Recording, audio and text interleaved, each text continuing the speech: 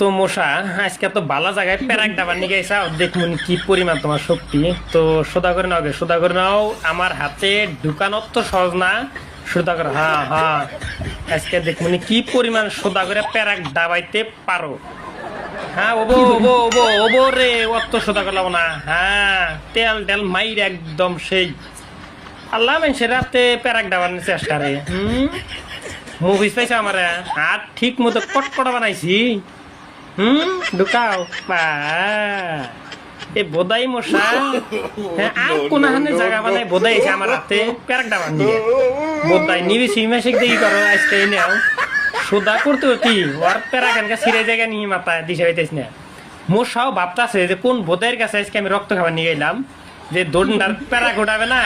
হাত একদম দুনিয়ার লোহার নাগলা শক্ত, একদম খুবই টেনশন করে গেছে গা, বুঝছেন না গাইস? সুত মারান ঢুকা ঢুকা ঢুকা। এ তোমার যে সুর এ বোধহয় এ পেরা খালি দুয়াইতেছে খালি দুয়াইতেছে।